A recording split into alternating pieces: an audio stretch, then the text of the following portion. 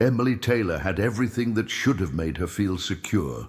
At 28, she was a senior marketing executive at one of Chicago's top firms, known for her creativity and problem-solving skills. Her name often came up during company-wide meetings as someone who delivered results, and her team consistently praised her leadership.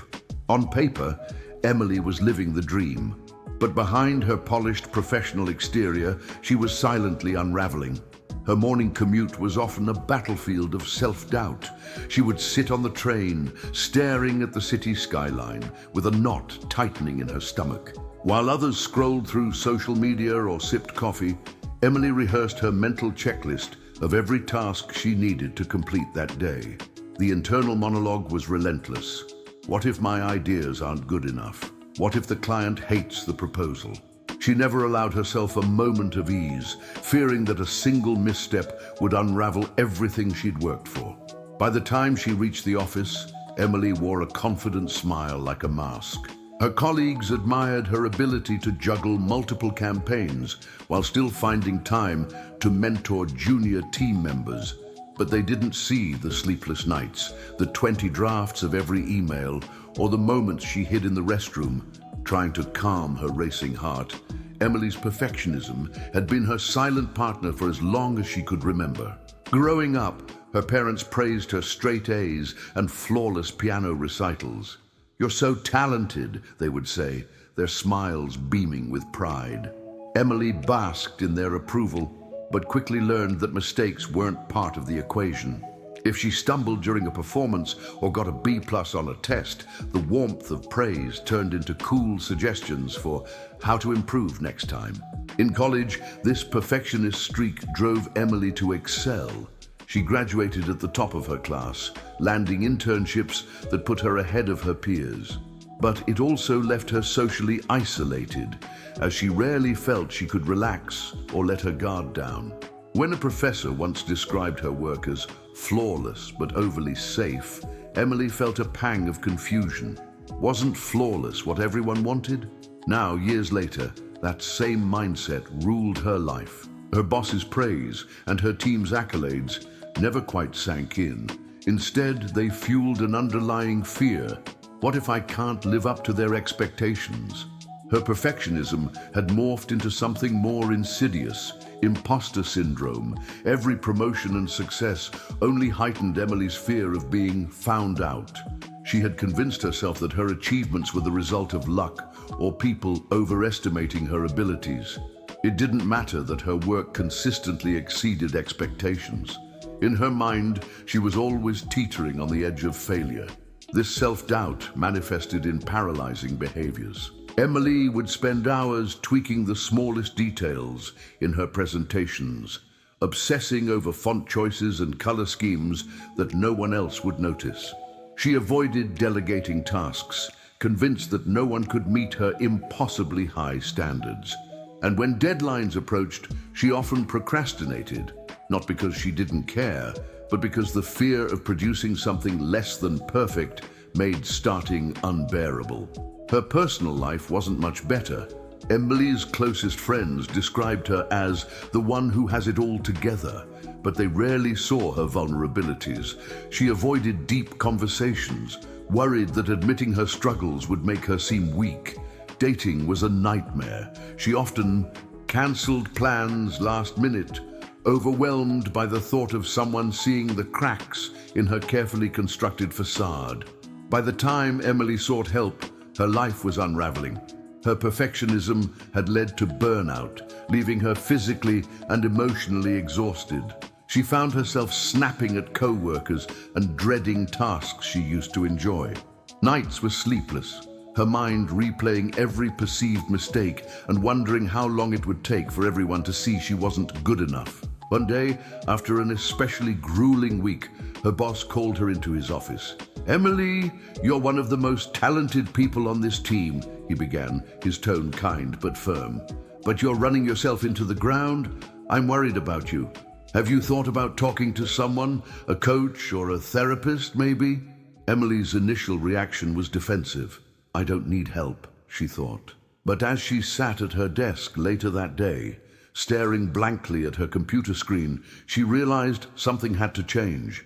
Her boss's words weren't criticism, they were concern. And if she kept going down this path, she knew she would eventually burn out completely. After a weekend of reflection, Emily decided to search for a therapist. That's how she came across Dr. Vincent Vale's profile. His tagline, helping professionals find balance and reclaim their confidence, spoke directly to her struggles. His testimonials were filled with stories of people who, like her, felt trapped by perfectionism and self-doubt. The following week, Emily found herself sitting in Dr. Vale's office, her hands nervously twisting the strap of her purse. She wasn't sure what to expect, but as Dr. Vale greeted her with a warm smile and a calm, inviting presence, she felt a flicker of relief. For the first time in years, she allowed herself to hope that things could get better. Emily's journey with Dr. Vale would uncover the deep ties between her perfectionism and imposter syndrome, helping her challenge the narratives that had ruled her life for so long. It wouldn't be easy, but she was ready to take the first step toward change. Emily sat across from Dr. Vincent Vale in his sunlit Chicago office, nervously clutching a mug of tea he had offered at the start of their session. She'd only been there for a few minutes, but she already felt the weight of her self-doubt pressing down on her.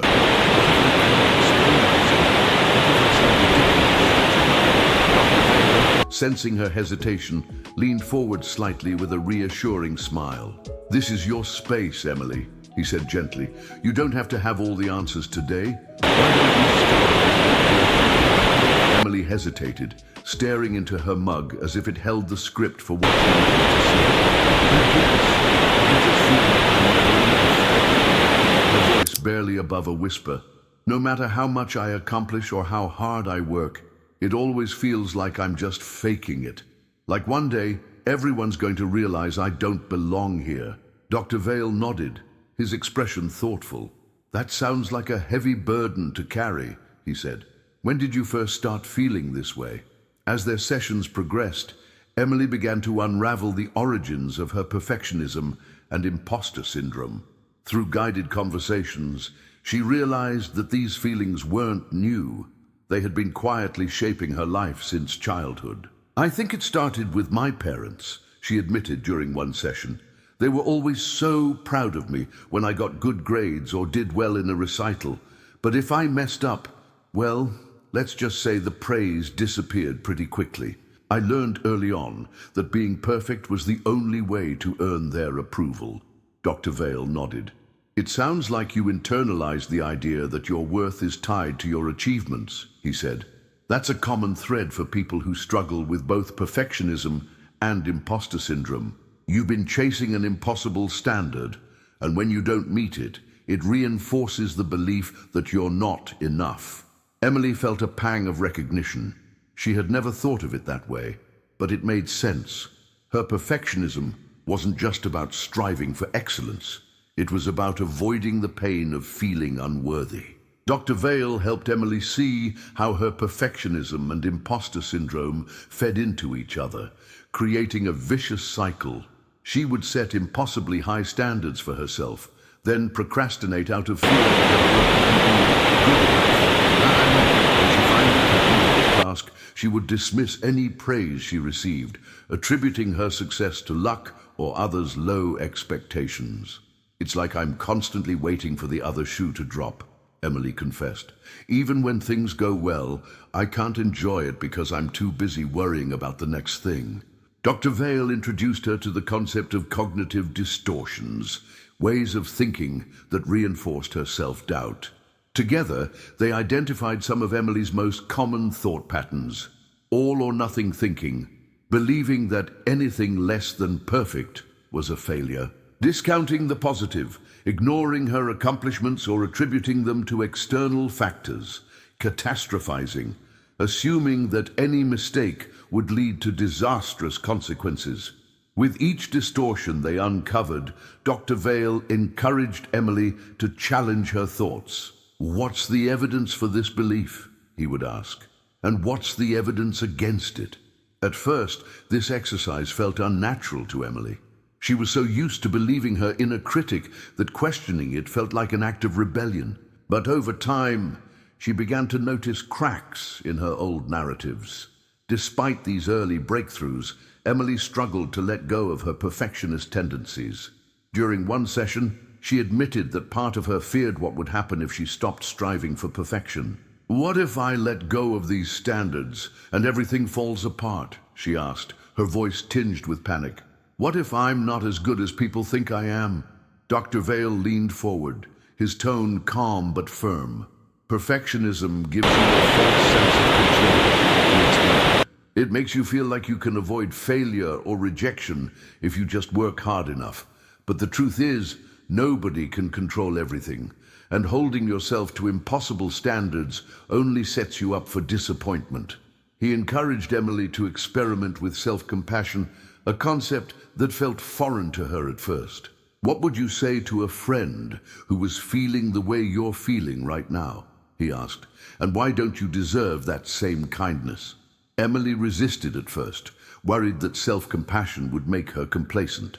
But as she practiced speaking to herself with gentleness, she began to notice a shift. Instead of berating herself for small mistakes, she started viewing them as opportunities to learn and grow. One of the first tangible changes Emily made was delegating tasks to her team. It was a small step, but it felt monumental to her. For years, she had avoided delegating out of fear that others wouldn't meet her standards. But as she began to trust her team, she realized that letting go didn't mean lowering the quality of her work. It meant creating space for collaboration and creativity. "Delegating doesn't make me lazy," she reflected during a session. "It makes me a better leader." Another turning point came when Emily received feedback on a project she had spent weeks agonizing over. Instead of dismissing the praise, she allowed herself to feel proud of her hard work.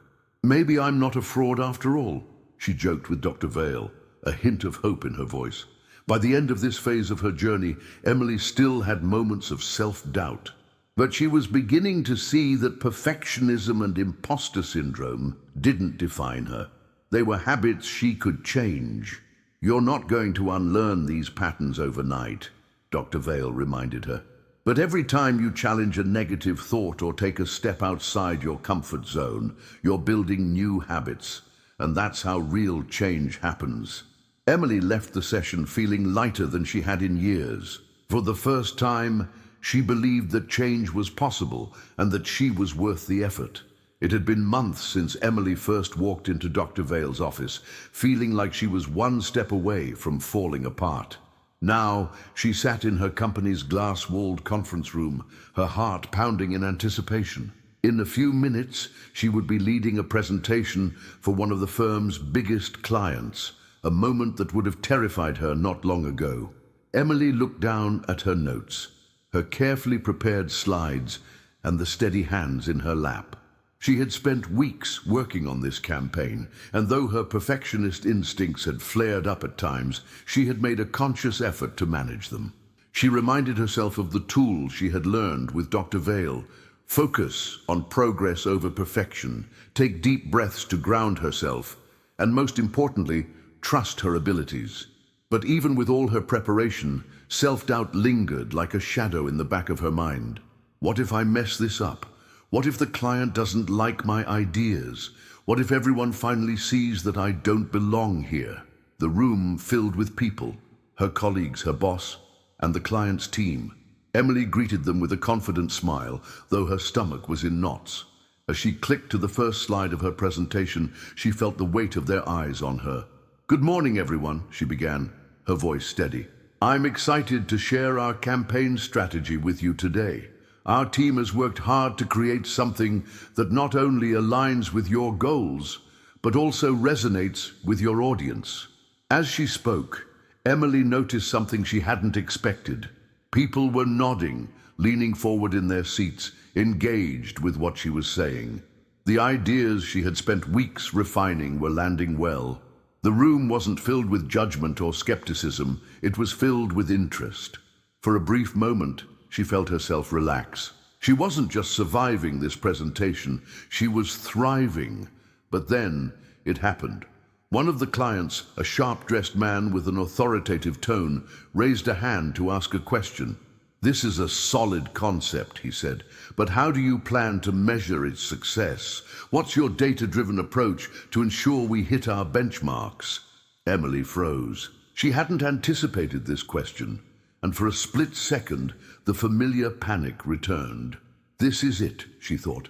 "This is the moment they realize I don't know what I'm doing." But instead of spiraling, Emily did something she never would have done a few months ago. She paused, took a deep breath, and gave herself permission to think before responding. "That's a great question," she said, her voice steady. "While our primary focus is on audience engagement, we've also outlined key performance indicators to track throughout the campaign.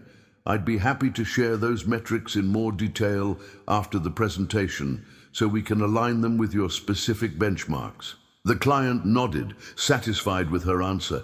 Emily felt a wave of relief and pride. She hadn't crumbled under pressure. She had faced the unexpected and handled it with grace. As the presentation continued, Emily found herself gaining momentum. The room was filled with positive energy, and the client seemed genuinely impressed by her team's work. When she finished, the room erupted in applause, and her boss gave her an approving nod. "You nailed it," he said later, pulling her aside. "The clients loved your ideas, and your leadership during the Q&A was exceptional. You've set a high bar for all of us."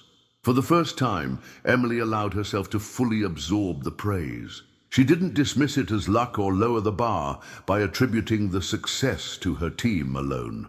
She acknowledged her hard work, her preparation, and the courage it took to step into that room and lead. That evening, as Emily reflected on the day's events, she thought about all the ways she had grown since starting her journey with Dr. Vale. The perfectionist was still there, but it no longer controlled her. She had learned to manage it, to challenge its narratives, and to replace self-doubt with self-compassion. Instead of obsessing over every detail of the presentation, she had focused on the bigger picture. Instead of striving for flawless execution, she had prioritized authenticity and connection. And instead of dreading feedback, she had embraced it as an opportunity to learn and grow. Emily pulled out her journal, a habit she had started at Dr. Vale's suggestion, and wrote, "Today, I led a major presentation for one of our biggest clients. It wasn't perfect, and that's okay. What matters is that I showed up, stayed present, and trusted myself. I am not an imposter. I am capable, and I am enough." In her next session with Dr. Vale, Emily shared the experience with a mix of pride and gratitude. "I think this was the first time I've ever felt like I truly belonged," she admitted. "Not because I did everything perfectly, but because I let myself be human." Dr. Vale smiled. "That's the essence of overcoming imposter syndrome," he said. "It's not about erasing self-doubt completely. It's about learning to coexist with it and move forward anyway. And you've done that beautifully." For Emily, this moment marked a turning point. She realized that perfectionism and imposter syndrome weren't roadblocks. They were challenges she could navigate. And every time she faced them head-on, she grew stronger. A month after the presentation, Emily found herself sitting at her favorite cafe in Chicago, sipping a chai latte and reflecting on how far she had come. For the first time in years, she felt a sense of calm, a stark contrast to the constant buzz of anxiety that used to accompany her every thought. The presentation had been a pivotal moment, but it was the aftermath that truly signaled her transformation. Emily wasn't just riding the high of a successful project. She was beginning to rewrite the story she told herself about who she was and what she was capable of. At work, Emily's newfound confidence became evident to everyone around her. She started volunteering for projects she had once avoided, no longer paralyzed by the fear of not being good enough. She embraced collaboration, delegating tasks to her team members without obsessing over every detail. "Emily, you've really stepped into your role as a leader," her boss said during their next one-on-one. "I see your fingerprints on every project you touch, but it's clear you're trusting your team more. It's inspiring. The praise used to make Emily uncomfortable, but now she could accept it without feeling like a fraud. She realized that her leadership didn't have to come from knowing everything or being perfect. It came from trusting herself and empowering those around her. Outside of work, Emily's relationships flourished as well. She reconnected with old friends and even began dating again, no longer canceling plans out of fear that people might see her vulnerabilities. One weekend, she met her best friend, Olivia, for brunch at a trendy spot downtown. As they shared avocado toast and mimosas, Olivia leaned in with a curious smile. "You seem different," she said. "Lighter, somehow. What's your secret?" Emily laughed. "Honestly, therapy. I've been working with amazing therapists, and he's helped me realize that I don't have to be perfect to be enough. It's a work in progress, but I finally feel like I'm moving in the right direction." "Well, whatever you're doing, keep it up," Olivia said. "Because this version of you, she's pretty incredible." Emily felt a warmth in her chest. For the first time, she believed those words. During her final session with Dr. Vale, Emily shared her reflections on the past few months. "I used to think perfectionism was my superpower," she said. "It drove me to achieve, to excel. But now I see how much it was holding me back. It wasn't just about wanting to do well, it was about being afraid to fail. And that fear kept me from taking risks, from growing, from really living." Dr. Vale nodded. "Perfectionism can feel like a shield, protecting us from judgment or rejection, but in reality, it's a prison. It keeps us from experiencing the full range of life. Mistakes, yes, but also joy, connection, and growth." Emily smiled. "I'm starting to understand that now. And I'm realizing that imposter syndrome doesn't mean I'm not capable. It just means I'm human. And that's okay." Dr. Vale leaned back in his chair, a look of satisfaction on his face. "You've done incredible work, Emily. Remember, the journey doesn't end here. Growth is ongoing, but you've built a foundation that will carry you forward. Keep trusting yourself. You're stronger than you realize." For Dr. Vale, Emily's story became one he often shared with clients and audiences alike. It encapsulated the intricate balance between perfectionism and imposter syndrome, showing how these challenges could be navigated with self-awareness and compassion. "Emily taught me something important," he said during a seminar on overcoming self-doubt. "Resilience isn't about erasing our fears or doubts. It's about learning to carry them without letting them define us. It's about showing up even when we're afraid and giving ourselves permission to be imperfectly human." Emily's journey resonated deeply because it was so relatable. How many people chase perfection, believing it's the key to success, only to find themselves trapped in a cycle of self-doubt? How many dismiss their accomplishments, convinced they're not truly deserving? Through her story, Emily showed that there's a way out. It starts with challenging the narratives we've internalized, allowing ourselves to be vulnerable, and embracing the messy, imperfect process of growth. In the final moments of Dr. Vale's video, he addressed the audience directly. "If you've ever felt like a fraud, like your success is undeserved, or like perfection is the only way to prove your worth, I want you to know you're not alone. These feelings don't mean you're failing, they mean you're human. But here's the good news. You don't have to stay stuck in that cycle. Start by recognizing your small wins, by speaking to yourself with the kindness you'd offer a friend, and by daring to let go of impossible standards. Remember, growth isn't about being perfect. It's about being present, being real, and being brave enough to show up as you are." Months later, Emily found herself mentoring a new hire at her company. As she watched the young woman struggle with the same doubts and fears she once faced, she offered advice she had never thought she'd be able to give. "You don't have to have all the answers," she said with a smile. "Just trust yourself. You're here because you're capable, and you've got what it takes. Believe me, I've been where you are, and if I can get through it, so can you." For Emily, those words weren't just advice. They were a testament to her own transformation.